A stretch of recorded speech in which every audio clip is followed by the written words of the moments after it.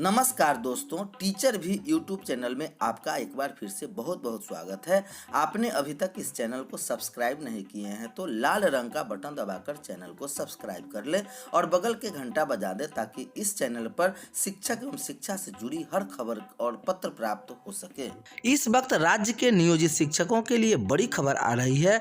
विधानसभा सत्र के दौरान श्री मुकेश कुमार यादव माननीय सदस्य ने विजय कुमार चौधरी से नियोजित शिक्षकों के लेकर तारांकित प्रश्न पूछा गया, जिसमें कहा गया क्या मंत्री शिक्षा विभाग यह बतलाने की कृपा करें कि क्या यह बात सही है कि पंचायती राज संस्थानों में कार्यरत शिक्षकों जिनका प्रशिक्षण वर्ष 2019 में पूरा हो चुका है और वेतन निर्धारण भी प्रशिक्षित शिक्षक के रूप में हो चुका है, अंतर राशि का भुगतान लंबित है।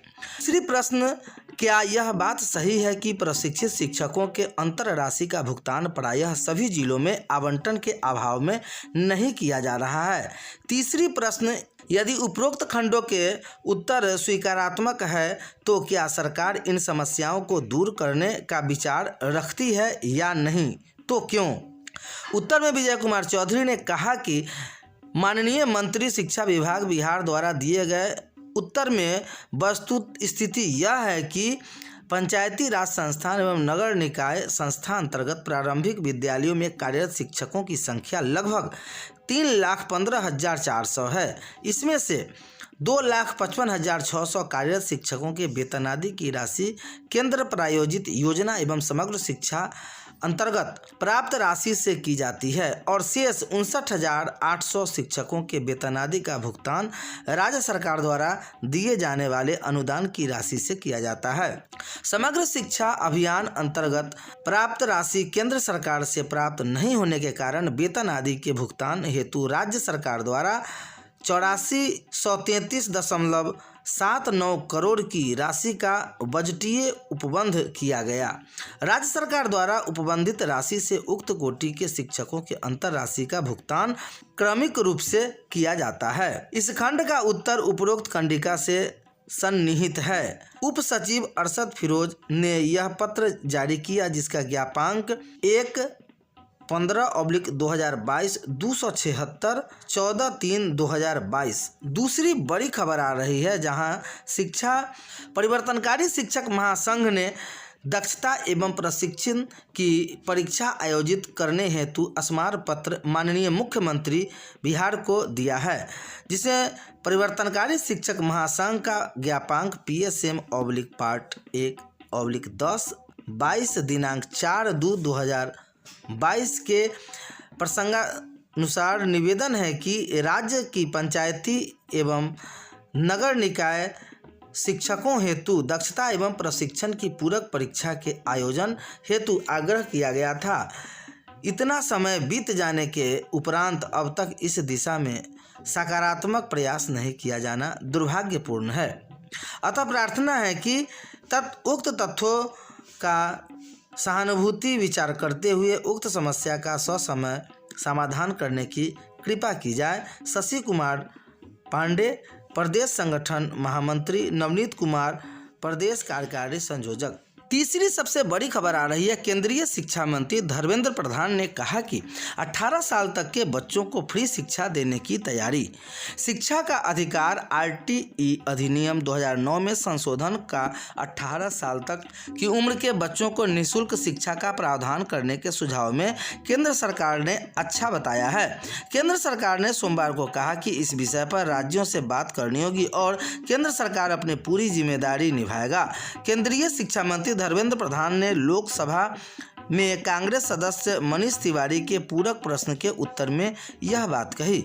तिवारी ने कहा कि 2009 के कानून से में 6 से 14 तक के बच्चों के निःशुल्क शिक्षा का प्रावधान है। ऐसे में कई बच्चों 9वीं कक्षा में पहुंचने पर विद्यालय उन्हें निःशुल्क मांगते हैं और उनके सामने परेशानी खड़ी होती है।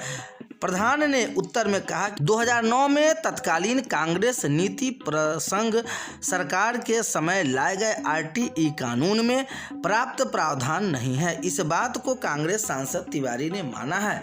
यह स्वागत योग्य बातें हैं। प्रधान ने कहा कि इस कानून के तहत 8वीं के बाद बच्चों को समस्या आती है, मैं भी स्वीकार करता हूं। उन्होंने कहा कि राज्यों के अधिकार क्षेत्र का विषय है और कुछ निजी विद्यालय 9 से 12 तक की कक्षाओं में बच्चों को निःशुल्क पढ़ाते देते हैं। मंत्री ने कहा कि यह सुझाव अच्छा है और आज यह चिंता सबके सामने आई है। उन्होंने कांग्रेस पर निशाना साधते हुए यह भी कहा कि इस बारे में 2009 में कानून बनाते समय भी सोचा जा सकता था। प्रधान ने कहा कि 18 साल की उम्र तक के बच्चों को निःशुल्क शिक्षा लिहाज से कानून में संशोधन के लिए राज्यों से चर्चा करनी होगी। भारत सरकार अपनी जिम्मेदारी निभाएगी। हम शिक्षा का बजट बढ़ाते बढ़ाते आगे बढ़ रहे हैं। इस साल बजट में वित्त मंत्री ने शिक्षा के लिए 1 लाख करोड़ रुपए से अधिक दिए हैं। अगले साल पूरा होगा। सरकारी स्कूलों में पढ़ने के लिए किसी को बाध्य नहीं कर सकते मंत्री। शिक्षा मंत्री विजय कुमार चौधरी ने कहा कि सरकारी स्कूल संचालित करने का मकसद गरीबों के बच्चों को पढ़ाना है। सरकारी स्कूलों पर लोगों का भरोसा बढ़ा है। साल 2005 में माध्यमिक व उच्च माध्यमिक की परीक्षा देने वाले छात्रों की संख्या 5,60,000 थी, जो 2022 में 16,43,000 हो गई। लेकिन संवैधानिक व्यवस्था में हम किसी को यह नहीं कह सकते कि कोई अपने बच्चे को सरकारी स्कूल में ही पढ़ाए। सोमवार को ललन कुमार के ध्यानाकर्षण के सवाल पर मंत्री ने कहा कि शिक्षा के स्तर में लगातार सुधार हो रहा है, लेकिन साधन संपन्न परिवारों के बच्चे अगर सरकारी स्कूल में नहीं पढ़ा रहे हैं तो इनमें सरकार कुछ नहीं कर सकती।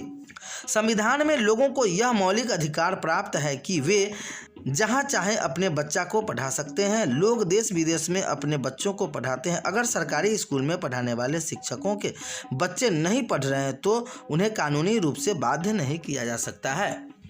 सरकार कानूनी रूप से कुछ नहीं कर सकती। समय समय पर यह सवाल उठाता रहा है कि मंत्री, विधायक, अधिकारी के बच्चे सरकारी स्कूल में नहीं पढ़ते, लेकिन सरकार कानूनी रूप से इस पर कुछ भी नहीं कर सकती। इस पर ललन कुमार के पूरक प्रश्न के दौरान कहा, हजारों सालों से हमारी आवाज़ दबाई जा रही है। इस पर मंत्री ने आपत्ति जताई। तब सभा अध्यक्ष ने इस शब्द को प्रोसीडिंग से हटा दिया। 12 साल के बच्चे को कल से लगेगा टीका, हो गया ऐलान। 60 साल से अधिक आयु वाले सभी लोग एहतियाती खुराक ले सकते हैं। केंद्र सरकार ने बिहार समेत देश भर में 16 मार्च से 12 से 14 आयु के बच्चों को भी कोरोना टीका लगाने का फैसला किया। अभी तक 15 साल से अधिक उम्र के बच्चों को टीके लगाए जा रहे थे।